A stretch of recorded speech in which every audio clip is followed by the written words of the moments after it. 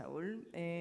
Saúl Escobar es licenciado en Economía por la Facultad de Economía de la UNAM, México, profesor investigador de la Dirección de Estudios Históricos del Instituto Nacional de Antropología e Historia, presidente de la Junta de Gobierno del Instituto de Estudios Obreros Rafael Galván. Gracias. Bueno, mientras ponen mi presentación, quiero dar las más sinceras gracias a todas las organizaciones, a todos los compañeros, compañeras de No Más AFP que hicieron posible que aquí estemos presentes, a todas las organizaciones sindicales y agradecer también la presencia de ustedes, de distinguidos abogados, dirigentes sindicales, personalidades del mundo de lucha de este gran país que es Chile.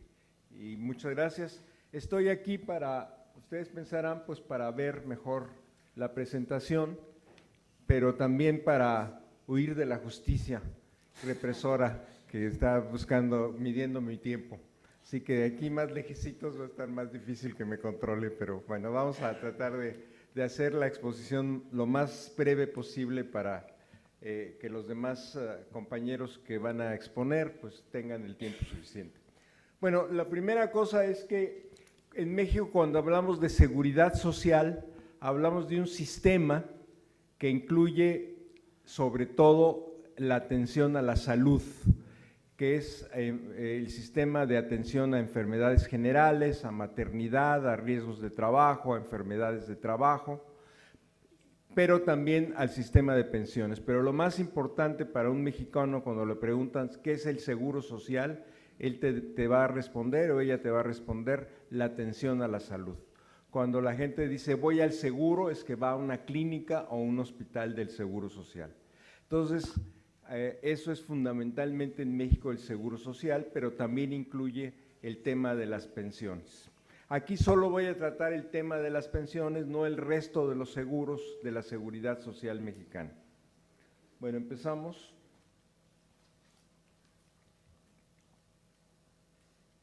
Entonces es al revés.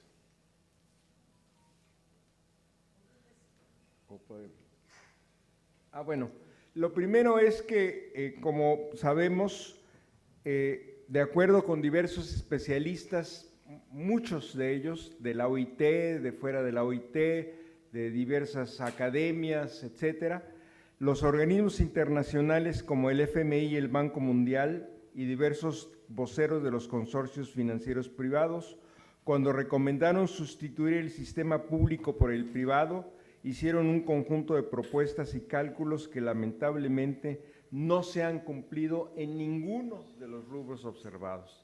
Todas las promesas que hicieron cuando presionaron para cambiar el sistema público por el privado no se han cumplido. En el caso de México existe un sistema todavía de reparto que está vigente, que es el del Seguro Social, con las características que están ahí, la edad de retiro es de 65 años, con al menos 500 semanas de cotización, etcétera, etcétera. Lo más importante es que hasta el FMI ahora, no antes, reconoce que es un sistema redistributivo que favorece más a los salarios más bajos. Bueno, seguimos. El pretexto del cambio del sistema público al privado fue una publicación del Banco Mundial que se publicó en los años 90, que se llamó Averting the Old Age Crisis o Envejecimiento sin Crisis. Este fue un libro famosísimo en su momento, que fue el arma ideológica, teórica y académica para influir en el cambio de los sistemas de pensiones del sistema público al privado.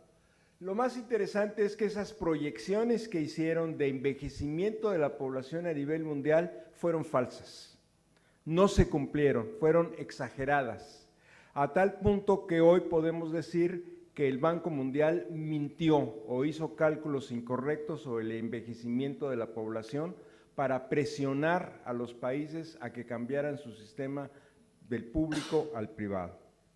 Pero leer otra vez ese libro del Banco Mundial, que fue el arma teórica más importante para obligar y convencer a los diputados, a los gobiernos, etcétera, a cambiar el sistema. Es fascinante por las mentiras que tiene ese libro y que hoy, a lo largo, después de más de 30 años, podemos ver que no fueron ciertas. Entonces no hay que creerle al Banco Mundial ni al FMI.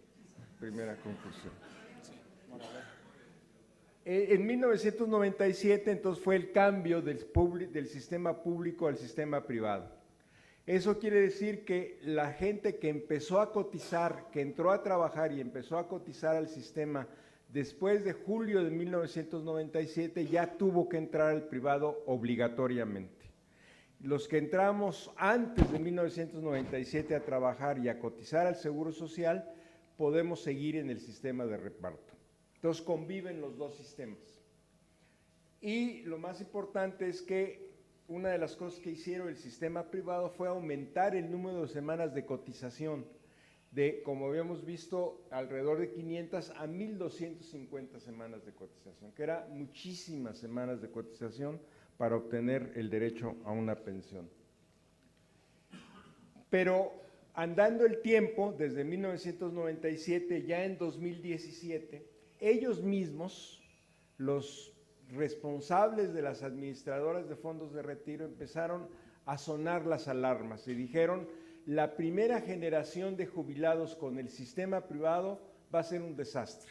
Ellos mismos empezaron a reconocerlo porque dijeron que en 2021, cuando comenzara a retirarse la primera generación de asegurados, 5 millones al llegar a la edad de 65 años no cumplirían con los años de cotización requeridos, es decir, las 1,250 semanas, y el 70% de los cotizantes cobrarían una pensión menor al salario mínimo.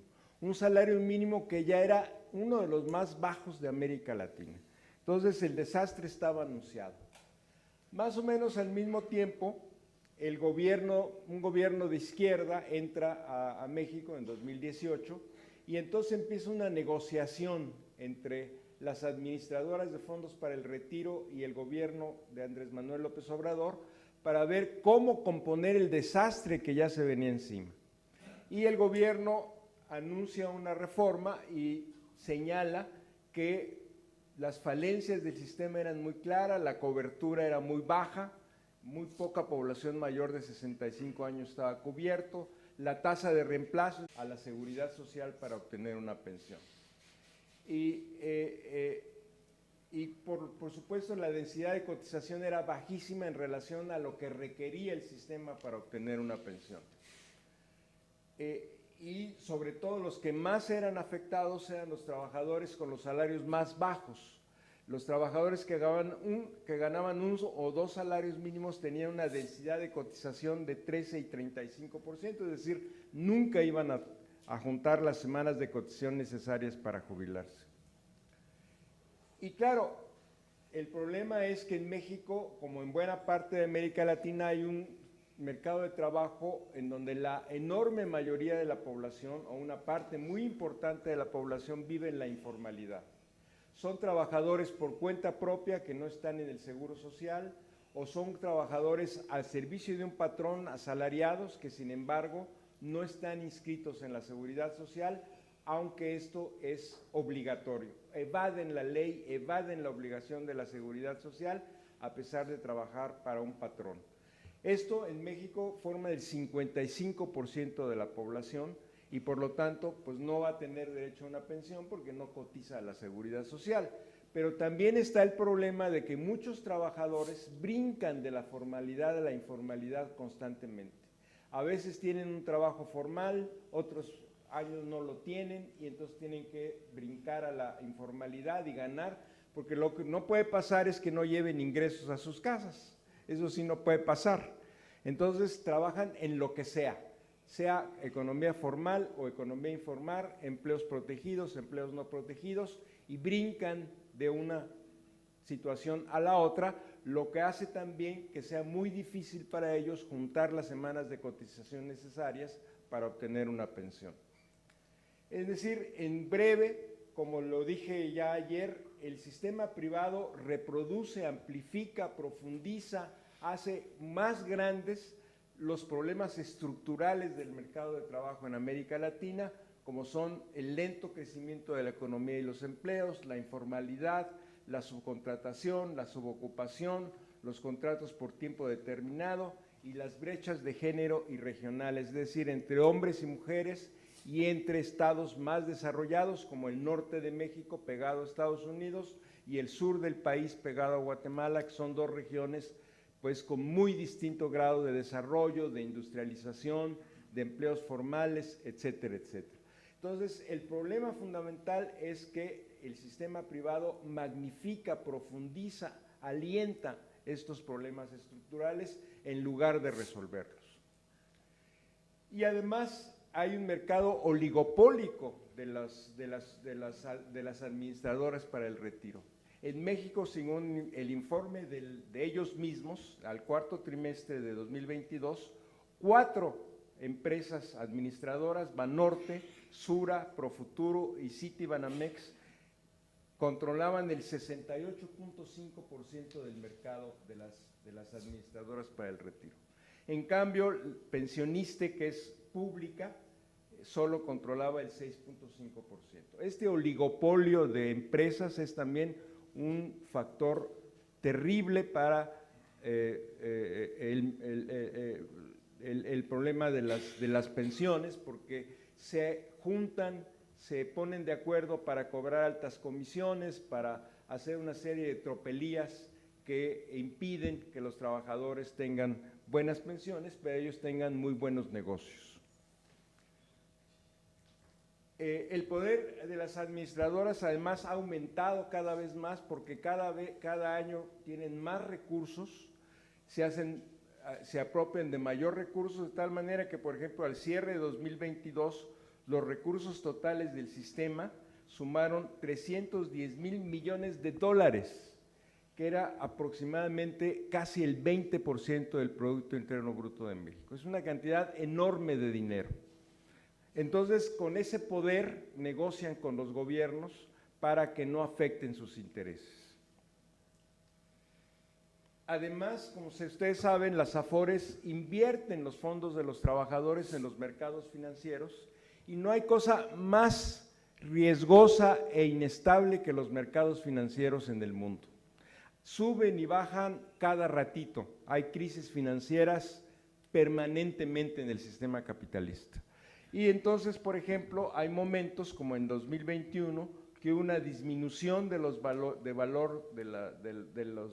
las cuentas de ahorro de los trabajadores por más de 11,000 millones de pesos, recibe una reducción en términos reales de 7.5% de los ahorros de los trabajadores, porque acumularon minusvalías por 215,000 millones de pesos. Es decir, cuando las AFORES y luego las CIEFORES, que son los sistemas de inversión, no apuestan bien o no logran colocar bien los ahorros de los trabajadores y hay una crisis financiera, los que salen perdiendo son los trabajadores por estas pérdidas financieras del sistema mundial. Pero además el costo fiscal para el gobierno crece cada vez más. Nos dijeron efectivamente que pasar del sistema público al privado iba a ahorrarle dinero al gobierno, iba a bajar el costo fiscal, iba a permitir que el gobierno no gastara tanto en pensiones para que el gobierno pudiera destinar a otros rubros ese dinero o simplemente para que no interfiriera en el mercado, de acuerdo a las ideas neoliberales. Pero ha sucedido exactamente lo contrario. Exactamente lo contrario. Los gobiernos cada vez gastan más en pensiones, no menos, después de la privatización. ¿Por qué? Porque ahora tienen que pagar las pensiones de los que están jubilados con el sistema público, es decir, de aquellos que empezamos a trabajar antes de 1995, tienen que pagar las aportaciones para la pensión mínima garantizada del sistema privado, tienen que pagar ahora pensiones no contributivas, que ahorita voy a explicar cuáles son, y tienen que pagar el déficit de algunos sistemas que no fueron privatizados, como el de las Fuerzas Armadas, que ahí sí, como también vemos, las Fuerzas Armadas tienen un régimen que no es el sistema privado, sino el sistema público que les da muy buenos resultados a las Fuerzas Armadas. Todo ello ha provocado, mira, hasta la pantalla se asusta cuando hablo de las Fuerzas Armadas. Tranquilos, tranquilos. Calma, calma. Ahorita pasan la...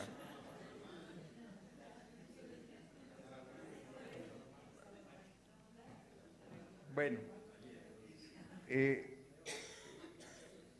entonces decía,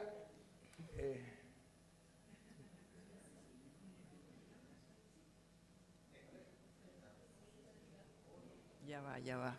Hay que cambiar la pila, sí. la batería. Entonces todo esto ha provocado que los costos fiscales, el dinero que tiene que poner el gobierno sea cada vez más y más y más y más para sostener un sistema privado que da altas ganancias a empresas privadas financieras. Entonces estamos alimentando negocios que no solamente dan malas cuentas, sino que además son muy oligopólicos, muy concentrados y que alimentan un sistema financiero mundial que está basado fundamentalmente en la especulación. Decía yo, entonces crece el costo fiscal y además, como dije ahora, hay pensiones no contributivas, es decir, pensiones que tienen el carácter universal. En México, el sistema de pensiones no contributivos es relativamente nuevo, aunque empezó hace 20 años, pero focalizado en algunas partes del país. Empezó en la Ciudad de México solamente, ahora es universal y la cobertura es casi del 100%. Casi todos los mexicanos que tenemos más de 65 años, bueno, yo apenas las acabo de cumplir, pero que tenemos más de 65 años, ya tenemos una pensión no contributiva que nos paga el gobierno con impuestos generales. ¿Y por qué la pensión no contributiva? Por el fracaso del sistema de pensión privatizado. Porque la gente no tenía dinero, los viejitos no tenían dinero, se convertían en una carga para la familia, se convertían en un problema de pobreza muy agudo y el gobierno decidió pues empezar este programa de pensiones no contributivas. Precisamente empezó cuando Andrés Manuel fue jefe de gobierno de la Ciudad de México, que tuvo ahí sí la visión, la virtud, el liderazgo para empezar esa pensión no contributiva en la Ciudad de México y ahora es en todo el país, es universal. Pero eso cuesta y es otra carga para el gobierno muy importante. Bueno, seguimos, se los cuento, ya ustedes me van a creer, yo creo, espero, aunque no esté ahí. Bueno, entonces decía, ahora está el sistema de pensiones no contributivo que existen en varios países y que tuvo que hacerse ante el fracaso del sistema privado. Es universal, como dije, llega casi a cubrir al 100% de la población, no importa su género, no importa si trabaja en la economía formal o informal, no importa si trabaja o no trabaja, si trabajó o no trabajó en su vida, asalariadamente o por una remuneración, no importa si vive en Oaxaca o vive en Nuevo León o vive en donde sea, es universal para todas las personas mayores de 65 años. Esa es su virtud. Pero como dije, el problema es la carga fiscal que esto representa. Por eso el presupuesto para 2023, por poner un ejemplo, era de 1.6 billones de pesos. Esta cantidad representa más de la cuarta parte del gasto programable. Es decir, lo que se gasta en pensiones se está restando de otros gastos indispensables, por ejemplo, en materia de salud, en materia de educación, en materia de infraestructura urbana, en materia de agua, en materia de muchas cosas que la gente necesita. No puede alcanzar para todo. Y entonces, en la medida en que se destina más dinero a las pensiones, de alguna manera se está restando dinero de otros rubros presupuestales que también son indispensables, como los que acabo de mencionar. Es el gran problema que estamos enfrentando en México. Y bueno, frente al fracaso anunciado, el gobierno hizo una reforma en 2021 y esta reforma se basó en disminuir las semanas de cotización de 1.250 a 750 para que más trabajadores pudieran acceder a una pensión. El problema es que como se negoció con las empresas Afores, resulta que ese mínimo de semanas de cotización va a ir aumentando otra vez a lo largo de los años, hasta que dentro de 10 años van a llegar a 1,000 otra vez. Entonces la reducción en realidad fue de 1.250 a 1,000, lo que todavía son muchas semanas de cotización para una economía como la mexicana. Aumentó, sin embargo, la contribución del empleador de 5 a 13 puntos porcentuales, lo cual es mucho, pero también es un aumento parcial a lo largo de 10 años. Sin embargo, este aumento de la cuota patronal puede afectar el empleo. Y incrementó también la cuota social del gobierno, lo que es otra vez una carga adicional al presupuesto público. Sin embargo, el resultado sí ha sido una mejora de las pensiones para, sobre todo, los salarios más bajos. Se redujeron también las comisiones, se les puso un tope de acuerdo a los parámetros internacionales, un promedio de las comisiones de Estados Unidos, Colombia y Chile, que se puso como tope para bajar el costo administrativo de las pensiones. La reforma es buena porque mejoró las pensiones de los trabajadores con salarios más bajos, pero tuvo este doble problema, es decir, un mayor aumento del costo fiscal y dejó intacto el sistema privado de pensiones, es decir, manejado por las Afores. 2 minutos. Sí, ya voy a terminar. Además, el costo de la transición, la reforma entonces, en resumen, tuvo algunos beneficios, pero mantiene algunos problemas y no resuelve algunas fallas, como por ejemplo el oligopolio de las aseguradoras, y además hay interrogantes sobre su sustentabilidad fiscal y las aportaciones patronales. Y como era de esperarse en un gobierno de izquierda, pues dijeron, no basta ahora la reforma de 2021 y está proponiendo una nueva reforma que acaba de proponer ahora en 2024.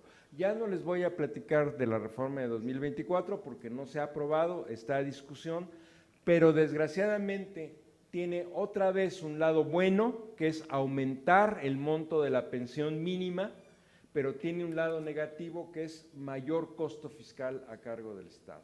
Y entonces el próximo gobierno, porque este año tenemos elecciones presidenciales, va a cargar con un costo fiscal de las pensiones enorme, sobre todo si se aprueba la reforma que se está proponiendo hoy en 2024. Si la de 2021 ya era un costo muy grande, si se aprobara la de 2024 sería otro costo enorme para las finanzas públicas y el gobierno próximo tendría que arrastrar esa carga fiscal que va a ser muy pesada de aumentar la pensión mínima en los sistemas privados, aumentar la pensión de las pensiones no contributivas, y entonces es una carga enorme que tiene que resolverse de alguna manera. O le resta el presupuesto a otros rubros como educación, salud, etcétera, o aumenta los impuestos, o aumenta la deuda, o no sé qué va a hacer. Pero la próxima presidenta de la República, que seguramente va a ser una mujer, va a tener un problema muy serio en materia de finanzas públicas, a pesar de que efectivamente los trabajadores de menores ingresos van a tener mejores pensiones y casi toda la población goza ya de una pensión no contributiva. Es decir, algunos pueden cobrar hasta 2 pensiones, la pensión contributiva y la no contributiva, lo cual creo que está bien, pero es una carga enorme para las finanzas públicas. Muchas gracias. Y bueno, estamos en el tiempo, Saúl. Soy implacable. Termino con esto. Hay otra alternativa, y la alternativa es lo que otras naciones han hecho. De acuerdo a la OIT, 18 países ya revirtieron la privatización de las pensiones entre 2000 y 2010, y según otros especialistas, crearon un administrador público de pensiones, aumentaron la cobertura, extendieron los beneficios no contributivos e incrementaron la tasa de reemplazo.